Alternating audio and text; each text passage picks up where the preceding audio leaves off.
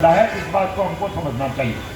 दूसरी बात हम ये कहना चाहते हैं कि जो हमारे देश का संविधान है, जिसकी प्रस्तावना की अभी हमने शपथ लिया, ये आरएसएस, जिसकी राजनीतिक पार्टी भारतीय जनता पार्टी सत्ता में बैठी हुई है, वो आरएसएस इस देश के इस संविधान को खत्म कर, और जहां दलित को अधिकार नहीं होगा, जहां पिछड़े को अधिकार नहीं होगा, जहां इस देश की आधी आबादी महिला को अधिकार नहीं होगा, वो इस संविधान को लाना चाहते हैं। ये हमको पहले समझने की बात है। दूसरी बात हम ये कहना चाहते हैं साथियों, जो हम लोग जो अपने को प्रगतिशील मानते हैं, जो इस संविधान के रक्षक हम मानते हैं, ये हमारी सबसे बड़ी जिम्मेवारी है।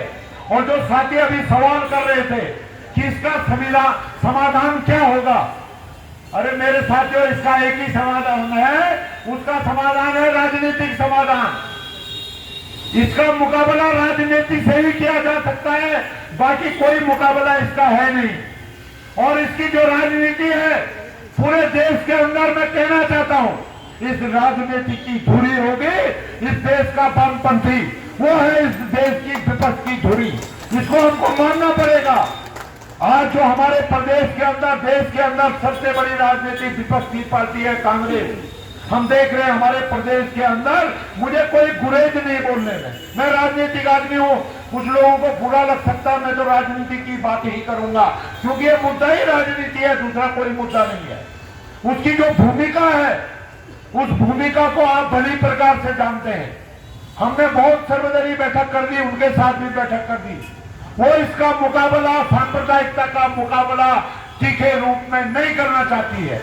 उनको दिखता है वो अपनी राजनीति करते हैं।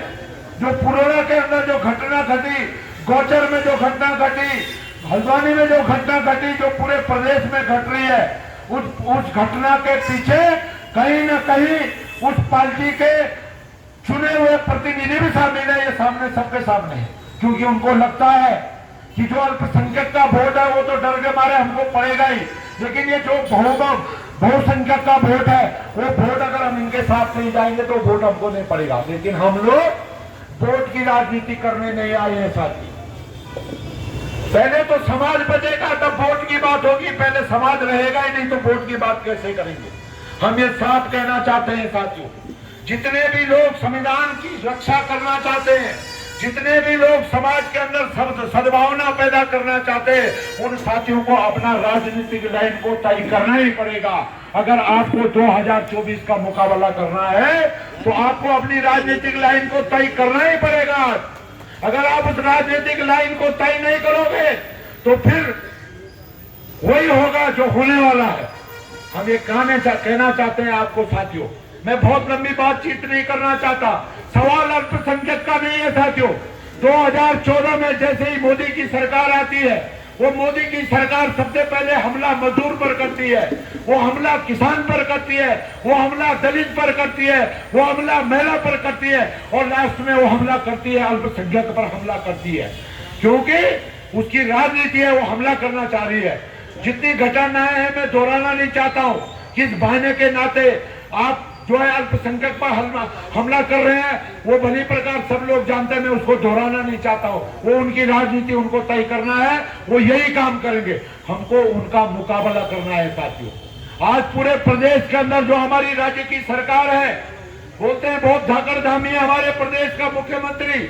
मैं तो पूछना चाहता हूं, आपके पास कौन सा कैमरा है, कौन सा दूरबीन है, जो आप कह रहे हैं कि यहाँ का डेमोग्राफी चेंज हो गया। अरे आपको नजर नहीं आता, हल्द्वानी का डेमोग्राफी चेंज हो गया, देहरादून का डेमोग्राफी चेंज हो गया, हरिद्वार का डेमोग्राफी चेंज हो गया, पूरे पहाड़ का पलायन यहाँ प्लेन के राज्यों, प्लेन के जिलों में हो गया, वो डेमोग्राफी चेंज नहीं हो रही है। उनका डेमोग्राफी का मतलब है कि मुस्लिमों की जनसंख्या बढ़ गई है, यह डेमोग्राफी चेंज हो गया। और इसके नाम पर जो नारे दे रहा है, जो पूरी घटना प्रदेश के अंदर घट रही है, दो प्रकार के नारे, एक लव जिहाद का नारा और एक है आपका जमीन का नारा, जमीन जिहाद का नारा, लैंड जिहाद का नारा। ये कौन सा नारा है? गैर संवैधानिक भाषा। कौन सा लैंड जिहाद हो रहा है? लैंड जिहाद के नाम पर अल्पसंख्यकों के धर्मस्थलों को तोड़ने का काम हो रहा है। हम कहना चाहते हैं, हम बार बार कह रहे हैं, हमारा देहरादून जो अस्थायी राजधानी है उस देहरादून के 4 जो सिद्ध है, वो 4 सिद्ध में से 3 सिद्ध वन भूमि पर है। क्या आप तोड़ोगे उसको? 90% हिंदुओं के धर्मस्थल जंगलात में बसे हुए, क्या आप तोड़ सकते हैं उनको? आप तोड़ नहीं सकते। लेकिन आप अल्पसंख्यक को डराने के लिए उसकी मजारों को तोड़ने का काम करेंगे। आप फरावाला में मजार तोड़ते हैं, लच्छीवाला में, उसके बगल में जंगलात में एक मंदिर बना हुआ है जहां रोज भंडारा हो रहा है। आपकी हिम्मत उसको तोड़ने की नहीं है। वो भी अवैध है, वो भी अवैध है। हम भी चाहते हैं अवैध टूटे, लेकिन कौन सा अवैध, कौन सा चश्मा है आपका? अभी आप कह रहे हैं कि हम समान नागरिकता संहिता लाएंगे। क्या है समान नागरिकता संहिता? किसको बोलते हैं समान नागरिकता संहिता? हम एक मुस्लिम लड़का है, हिंदू लड़के का नाम कहीं नहीं आता। तमाम चैनलों पर, तमाम पोर्टलों पर आ रहा है कि उस लड़की का जो प्यार था वो हिंदू लड़के से था, लेकिन आपने उसको लफ्जियात का नारा दे दिया। आप एफआईआर दर्ज कराने के लिए एफआईआर बनाते हैं, उसके मामा को पकड़ के लाते हैं, उसके मामा के दस्तखत करवाते हैं। आप गोचर की घटना में उसके परिवार के लोगों को पकड़ के लाते हैं, एफआईआर अपने हाथ के लिखवाते हैं और आप एफआईआर दर्ज करना चाहते हैं। आप पूरे प्रदेश के अंदर